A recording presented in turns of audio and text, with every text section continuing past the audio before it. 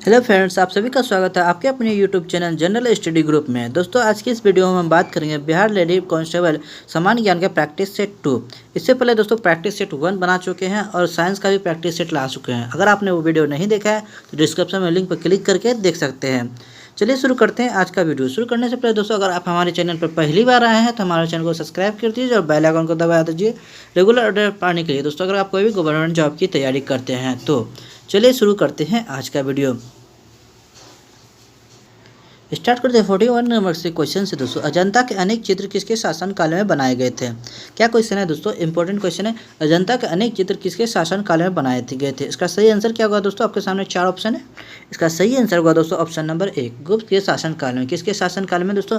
गुप्त के शासनकाल में। अब बात आती है यहाँ पे दोस्तों अजंता की है, तो अजंता की गुफा कहाँ पे स्थित है? अजंता की गुफा जो है महाराष्ट्र के औरंगाबाद जिले में स्थित है। कहाँ स्थित है दोस्तों? महाराष्ट्र के औरंगाबाद जिले में स्थित है। इन गुफाओं का निर्माण 2वीं शताब्दी से लेकर 7वीं शताब्दी तक किया गया था दोस्तों। ये है फर्स्ट क्वेश्चन। दोस्तों चलिए नेक्स्ट क्वेश्चन पे। नेक्स्ट क्वेश्चन क्या है दोस्तों? लाल किले में मुगल अस्तित्व किसके पतन के साथ साथ समाप्त हो गया? इसका सही आंसर क्या होगा दोस्तों? इसका सही आंसर है दोस्तों ऑप्शन नंबर 4, बहादुर शाह जफर। बहादुर शाह जफर के साथ ही मुगल का अस्तित्व पतन हो गया। उसके बाद आते हैं नेक्स्ट क्वेश्चन पे दोस्तों। नेक्स्ट क्वेश्चन क्या है आपके सामने? नेक्स्ट क्वेश्चन है, राज अपहरण नीति सबसे पहले किस भारतीय रियासत पर लागू की गई? इंपॉर्टेंट क्वेश्चन है दोस्तों, राज अपहरण नीति सबसे पहले किस भारतीय रियासत पर लागू की गई थी? तो इसका सही आंसर क्या होगा दोस्तों? इसका सही आंसर है ऑप्शन नंबर ए, सतारा। भारतीय रियासत जो था सतारा उस पर लागू किया गया था। इसके बारे में थोड़ा इंपॉर्टेंट पॉइंट देख लेते हैं दोस्तों। डलहौजी का शासनकाल उसके राज्य में अपहरण नीति या व्यापकगत सिद्धांत के कारण ही उन्हें अधिक याद किया जाता है। किसे याद किया जाता है? डलहौजी को। उसके बाद आते हैं नेक्स्ट क्वेश्चन पे दोस्तों। नेक्स्ट क्वेश्चन क्या है? 44 नंबर, भारत में सबसे पहले रेलगाड़ी कब चलाई गई थी? ये इंपॉर्टेंट क्वेश्चन है, हर बार कोई ना कोई एग्जाम में पूछा ही जाता है दोस्तों। इसको आप लोग लिख लीजिएगा कॉपी पर, हर बार कोई ना कोई एग्जाम में पूछा ही जाता है। भारत में सबसे पहले रेलगाड़ी कब चलाई गई थी? तो इसका सही आंसर क्या होगा दोस्तों? इसका सही आंसर होगा ऑप्शन नंबर 2, 1853 ईस्वी। भारत में सबसे पहले रेलगाड़ी कब चलाई गई थी? 1853 ईस्वी में चलाई गई थी। चलिए दोस्तों इसके बारे में इंपॉर्टेंट पॉइंट देख लेते हैं। इंपॉर्टेंट ये पॉइंट ये है दोस्तों, लॉर्ड डलहौजी को भारत में रेलवे का जनक माना जाता है। किसे भारत में रेलवे का जनक माना जाता है दोस्तों? ये जो है डलहौजी को भारत में रेलवे का जनक माना जाता है। इसी के समय भारत में पहली बार 16 अप्रैल 1853 ईस्वी में मुंबई से थाने के बीच 34 किलोमीटर प्रथम रेल चलाई गई थी। चलिए दोस्तों उसके बाद आते हैं नेक्स्ट क्वेश्चन पे। नेक्स्ट क्वेश्चन है, 1857 का विद्रोह किसने शुरू किया? इसका सही आंसर क्या होगा दोस्तों? 1857 का विद्रोह किसने शुरू किया? इसका सही आंसर है ऑप्शन नंबर ए, सिपाहियों ने। किसने शुरू किया दोस्तों? सिपाहियों ने शुरू किया था। इसके बारे में इंपॉर्टेंट पॉइंट देख लेते हैं दोस्तों। 1857 का विद्रोह जो था सिपाहियों ने शुरू किया था सर्वप्रथम 29 मार्च। कब दोस्तों? 29 मार्च 1857 को 34वीं रेजिमेंट के बरकपुर मंडल के मंगल पांडे पे एक मूवी भी आई थी, आप लोग वो नहीं देखे तो देख लीजिएगा। इसका पूरा कहानी बताया गया है दोस्तों।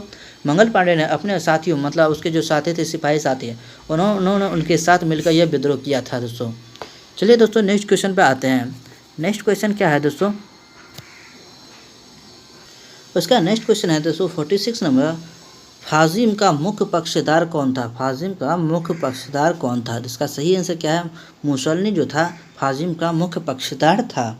इसके बारे में था, फाजिम का प्रमुख पक्षधार जो था मुसोलिनी था। इटली में फाजिम का उदय उस समय हुआ था जब प्रथम विश्व युद्ध के बाद इटली को पेरिस के शांति सम्मेलन में निराशा हाथ लगी, क्योंकि युद्ध में हार के बाद उस पर विदेशी कर्ज का इतना बोझ हो गया कि बेचारा वो बोझ देवे बहुत परेशान हो गया था। उसके आते हैं नेक्स्ट क्वेश्चन पे दोस्तों। नेक्स्ट क्वेश्चन क्या है? 47 नंबर में, मानव द्वारा उपयुक्त पहली धातु कौन सी थी? आप लोग सभी जानते होंगे दोस्तों। इसका सही आंसर क्या होगा? इसका सही आंसर दोस्तों है ऑप्शन नंबर बी, जिसको कॉपर जिसको हिंदी में बोलते हैं तांबा।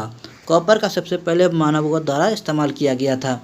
मानव द्वारा उपयुक्त पहली धातु कौन सी थी? तांबा थी। तांबा के और पहले इसका क्या किया गया? औजार बनाया गया, हथियार बनाया गया, कंगन बनाए गए, ये सारे चीज़ के मानव के द्वारा बनाया गया।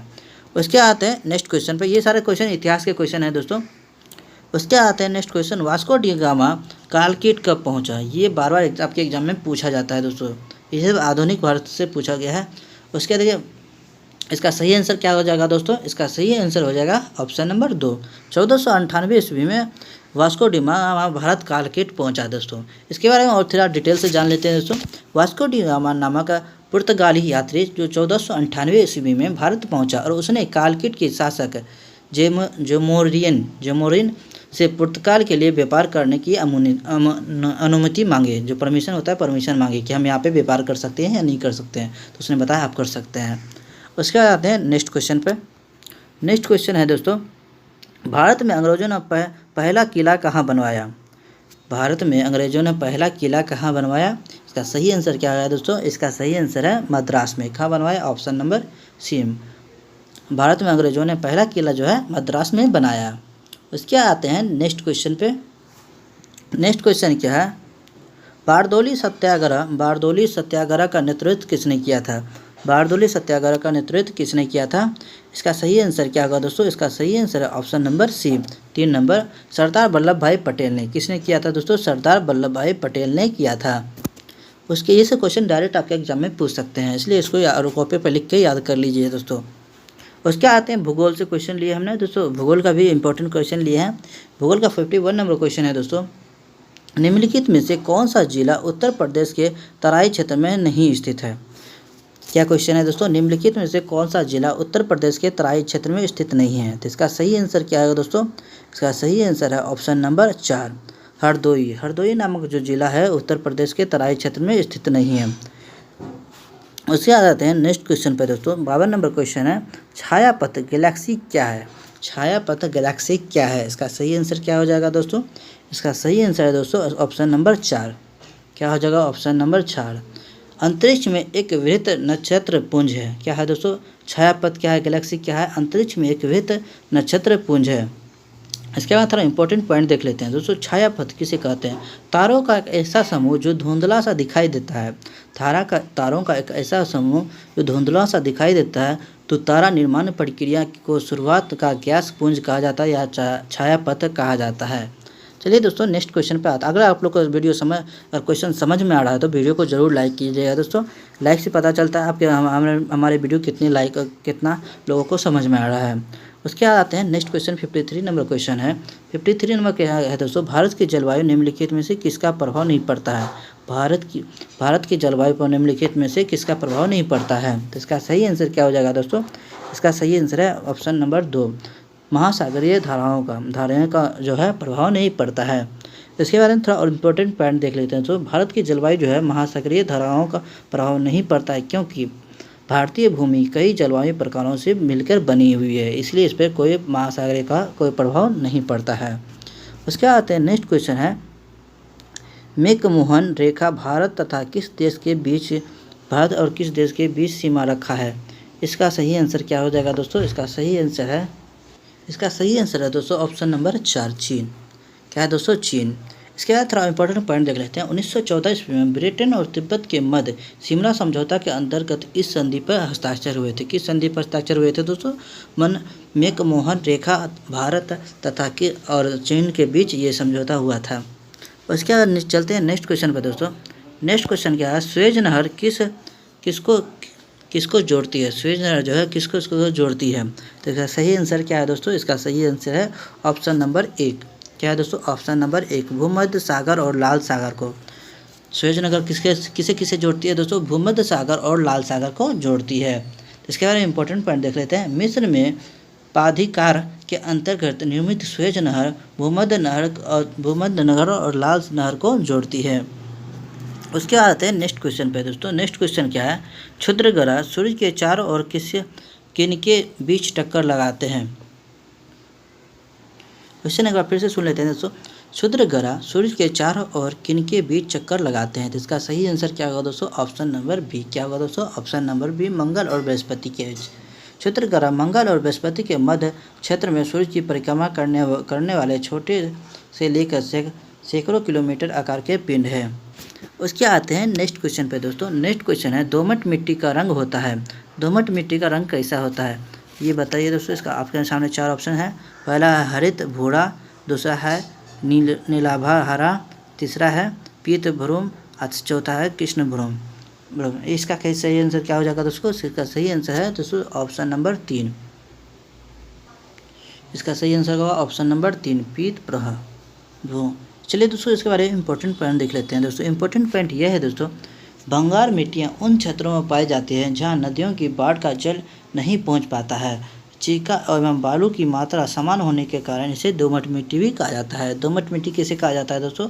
भंगार मिट्टियाँ उन क्षेत्रों में पाई जाती है जहाँ नदियों की बाढ़ का जल नहीं पहुँचाता है, नदियों के जल का बाढ़ नहीं पहुँच पाता, जिसके कारण चीका एवं बालू की मात्रा समान होने के कारण इसे क्या कहा जाता है? दोमट मिट्टी कहा जाता है।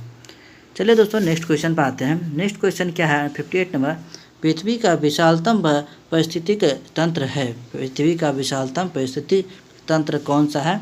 आपके सामने 4 ऑप्शन दिए गए हैं। इसका सही आंसर क्या होगा दोस्तों? इसका सही आंसर है ऑप्शन नंबर 1। क्या है दोस्तों? बायोम। बायोम जो है पृथ्वी का विशालतम पारिस्थितिक तंत्र है जो दोस्तों बायोम है। इसके बाद थोड़ा इंपॉर्टेंट पढ़ देते हैं। जब पारिस्थितिक रूप से समस्त पादपों तथा प्राणियों का समित रूप से अध्ययन किया जाता है उसे क्या कहा जाता है? बायोम कहा जाता है। उसके बाद आते हैं नेक्स्ट क्वेश्चन दोस्तों। नेक्स्ट क्वेश्चन क्या है? निम्न में से किस राज्य को भारत का बाघ राज्य कहा जाता है? ये इंपॉर्टेंट क्वेश्चन है दोस्तों, बार बार आपको करंट अफेयर से रिलेटेड भी पूछ सकता है। निम्नलिखित में से किस राज्य को भारत का बाघ राज्य कहा जाता है? इसका सही आंसर है मध्य प्रदेश। क्या आंसर है दोस्तों? मध्य प्रदेश। अब इसके बारे में इंपॉर्टेंट पॉइंट देख लेते हैं। भारत का बाघ राज्य जो है मध्य प्रदेश को कहा जाता है क्योंकि इस राज्य में बाघ संरक्षित राष्ट्रीय पार्कों की संख्या सबसे अधिक है। कितनी है सबसे अधिक दोस्तों? 11 है। इसमें यहाँ के कुल मध्य प्रदेश में कुल बाघों का संरक्षण करने के लिए कितना राष्ट्रीय पार्क है दोस्तों? 11 पार्क है। याद रखिएगा दोस्तों, जो इसमें भारत में बाघों का राज्य किसे कहा जाता है? वो कहा जाता है मध्य प्रदेश। उसके आ जाते हैं नेक्स्ट क्वेश्चन पे। भारत के किस राज्य में उच्च स्तरीय थोरियम और मोनेजाइट सबसे ज़्यादा भंडार में है? तो इसका सही आंसर क्या हो जाएगा दोस्तों? इसका सही आंसर हो जाएगा ऑप्शन नंबर 2। क्या हो जाएगा दोस्तों? इसका ऑप्शन सही है दोस्तों ऑप्शन नंबर 1। क्या हो जाएगा दोस्तों? केरल। भारत के किस राज्य में उच्च स्तरीय थोरियम और मोनेजाइट का सबसे ज़्यादा भंडार है? इसका सही आंसर है केरल। केरल के समुद्री बालू में 8 से 10% मोनोजाइट खनिज प्राप्त होता है जिसे थोरियम प्राप्त किया जाता है। थोरियम और मोनोजाइट दोनों प्राप्त किया जाता है। थोरियम वाले मोनोजाइट प्राप्त किया जाता है। चलिए दोस्तों नेक्स्ट क्वेश्चन पर आते हैं। राजनीति शास्त्र से क्वेश्चन है। राजनीति शास्त्र से क्या क्वेश्चन है दोस्तों? भारतीय संविधान के प्रस्तावना में धर्मनिरपेक्ष शब्द निम्नलिखित में जोड़ा गया है। कौन सा संशोधन में धर्मनिरपेक्ष को जोड़ा गया है? इसका सही आंसर क्या हो जाएगा दोस्तों? इसका सही आंसर हो जाएगा 42वां संशोधन में। किस संशोधन में दोस्तों? 42वां संशोधन में धर्मनिरपेक्ष शब्द को जोड़ा गया है। चलिए इसके बारे में थोड़ा इंपॉर्टेंट शब्द देख लेते हैं। भारतीय संविधान की प्रस्तावना में धर्मनिरपेक्ष शब्द जो है 1976 में 42 कब जोड़ा गया दोस्तों? 1976 में 42वें संशोधन में से जोड़ा गया। कब जोड़ा गया दोस्तों? 1976 में 42वें संशोधन में जोड़ा गया। उसके आते हैं नेक्स्ट क्वेश्चन पर दोस्तों। नेक्स्ट क्वेश्चन क्या है? भारत के राष्ट्रपति का निर्वाचन करने के निर्वाचन मंडल में निम्नलिखित में से कौन शामिल होते हैं? ये भी इम्पोर्टेंट क्वेश्चन है दोस्तों, आपके एग्जाम में आ सकता है। भारत के राष्ट्रपति का निर्वाचन करने के निर्वाचक मंडल में निम्नलिखित में से कौन शामिल होते हैं? इसका सही आंसर क्या होगा दोस्तों? 4 ऑप्शन है, एक बार देख लीजिए। इसका सही आंसर होगा दोस्तों ऑप्शन नंबर 3। क्या होगा दोस्तों? Option number 3। लोकसभा, राज्यसभा तथा राज्य विधान सभाओं के निर्वाचित सदस्य कौन कौन होते हैं दोस्तों? लोकसभा, राज्यसभा तथा राज्य विधान सभाओं के निर्वाचित सदस्य होते हैं। उसके बाद नेक्स्ट क्वेश्चन पे दोस्तों। नेक्स्ट क्वेश्चन है 63 नंबर। संघीय सदन की नियुक्ति बैठक किस लिए बुलाई जा सकती है? संघीय सदन की नियुक्ति संयुक्त बैठक किसके लिए बुलाई जा सकती है? तो इसका सही आंसर क्या हो जाएगा दोस्तों? इसका सही आंसर होगा ऑप्शन नंबर 4। क्या हो जाएगा दोस्तों? Option number 4। किसी गैर वित्तीय विधेयक पर दोनों सदनों की गतिरोध का समाधान हेतु उसके लिए बुलाया जा सकता है। किसके लिए बुलाया जा सकता है? संघीय सदन की बैठक जो है किसके लिए बुलाई जा सकती है? यह जो है दोस्तों किसी भी गैर वित्तीय विधेयक पर दोनों सदन का जब अनुमति चाहिए तब ये बैठक बुलाया जा सकता है। उसके आते हैं नेक्स्ट क्वेश्चन पे दोस्तों। नेक्स्ट क्वेश्चन क्या है? 64।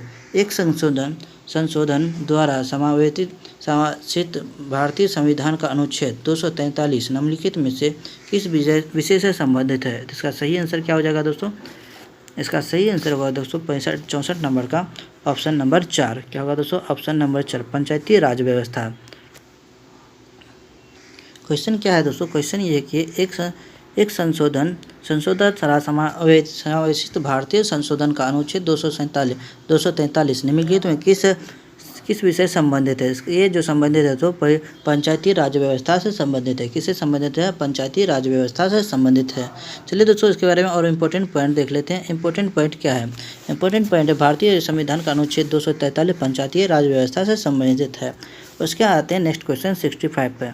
65 नंबर क्या है दोस्तों? दोहरी नागरिकता निम्नलिखित में किसकी विशेषता है? तो इसका सही आंसर क्या हो जाएगा दोस्तों? इसका सही है संघीय सरकार की विशेषता है।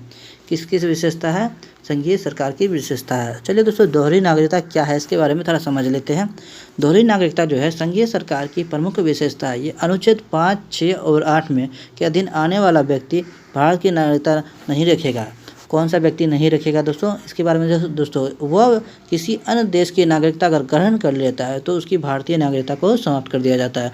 मतलब कोई भी आदमी 2 देश की नागरिकता नहीं रख सकता है। कोई अगर मान के चलिए भारत की नागरिकता भी रखा है, कोई अमेरिका भी नागरिकता रखता है, उस स्थिति में भारत की नागरिकता उसकी समाप्त कर दी जाएगी।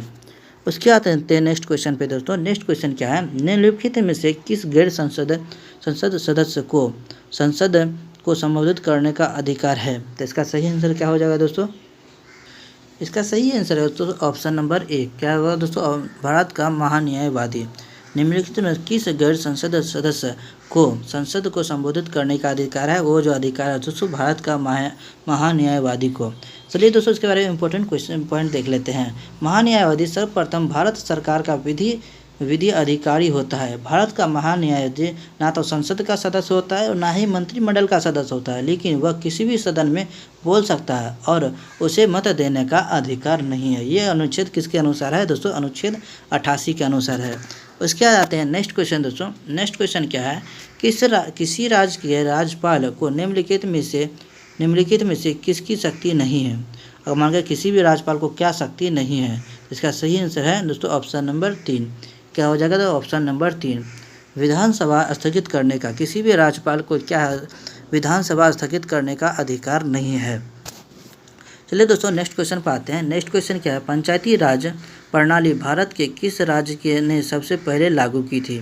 ये भी इंपॉर्टेंट क्वेश्चन है, ये बार बार पूछता है दोस्तों एग्जाम में, याद रखिएगा, इसको कॉपी पर लिख लीजिएगा दोस्तों। तो इसका सही आंसर है दोस्तों राजस्थान।